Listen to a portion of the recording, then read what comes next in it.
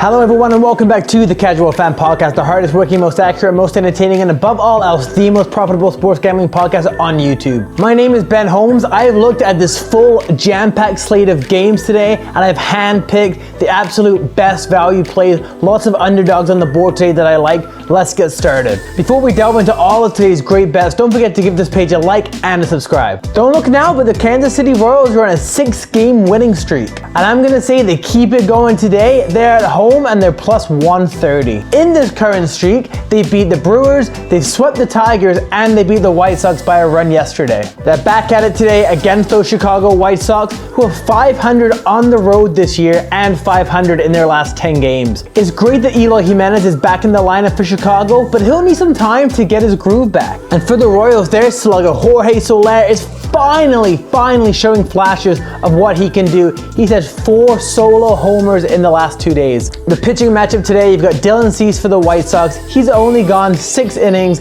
5 of his 20 starts this year, and he gives up at least 1 tater per start. And with Jorge Soler's form, maybe there'll be a few more today. Annoyingly, when I look at Cease's numbers, 3 of his last 5 starts have been against the same team. It's been against the Minnesota Twins, and as a handicapper, that's really annoying because that does influence the numbers. For the Royals today, we have Brad Keller. We know he's not a great pitcher, and that's why the Hot Royals are plus 130. But he does have 3 quality starts in a row, and back in May, he had 2 back-to-back starts against these White Sox, and he fared pretty well. So at plus 130, value in the Royals to keep it going today against the White Sox. Moving on to another underdog, the Cincinnati Reds are plus 160 versus the Cubs. The Reds are 3-6 since Nick Castellanos hit the IL. They certainly have missed him in that span, but they have managed to put up 4.5 runs per game, even with 2 shutouts in there. The Chicago Cubs in their last 9 games as well, they're 4-5, so they're 1 game better, but that includes a split against the woeful Arizona Diamondbacks, and they're averaging just 3.8 runs a game. A big reason for the Cincinnati Reds' high run production is second baseman Jonathan India. He has a .495 OBP in July, so he's getting on base every other at bat. He doesn't have a ton of power, but because that OBP is so high, he has an OPS of .987 in the month of July. That's 20th in the league. And while we're looking at OPS in the month of July, his teammate Joey Votto is 12th. He is above Juan. He is 1.024. But not to be outdone, why don't you have a guess at who leads the Reds in OPS in the month of July? It's none of those people you just said. It's Kyle Farmer. He has an OPS of 1.079 in the month of July, and that is 6th in baseball. The highest Chicago Cub, Chris Bryant, he's 40th at .900, and he's probably not going to be a Cub for long. So for offense, we'll give the Reds the advantage. Let's look at pitching. Adalberto Alzolay does have a better ERA and a much better walk-to-strikeout ratio than Vladimir Gutierrez, who's going for the Reds today. Gutierrez has a combined 1 strikeout in his last 2 starts, so that's going to bring those numbers down, and that's not great to see. He had a really rough start last time out, but the last 2 offenses he's faced pose a much tougher challenge than these Cubs, in my opinion. He's also reportedly working on a sinker now, and I just think that when it gets to a point when it comes to talking about pitching matchups where they're both above a 4.5 ERA, you just have to then look at the offenses and see what offense is more likely to exploit the opposing pitcher, and I think it's the Reds today, especially at plus 160.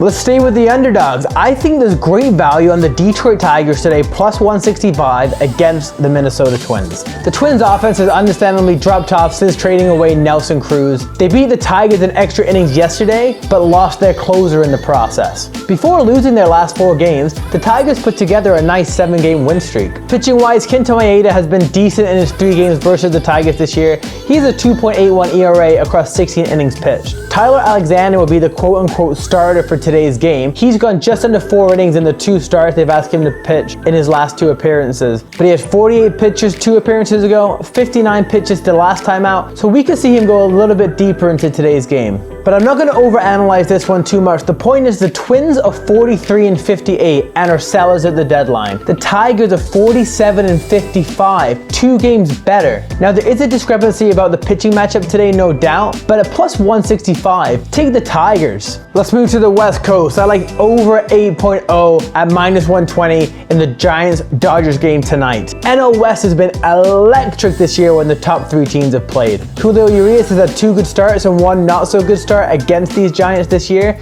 and Logan Webb for the Giants has had 2 great starts against against these Dodgers. However, it's the late innings, once the starters are out of the game, that the bats come alive. In the most recent 4-game series that these two teams played, an over-under of 8 would have gone 2-1-1. And on the year, it would have gone 7-4-1. And that was before they started getting rid of the sticky stuff. Obviously, we know that the San Francisco Giants have been the surprise in baseball this year, mostly down to their starting pitching, and Logan Webb probably doesn't get enough credit. He's given up only 5 earned runs in his last 6 starts. So the question is he really that good, or will he come back down to earth? I think against the Dodgers today, I do think he's due for a bit of a hiccup. My gut is just that this over-under should be set at 8.5. It's set at 8. You gotta pay a bit of juice, minus 120.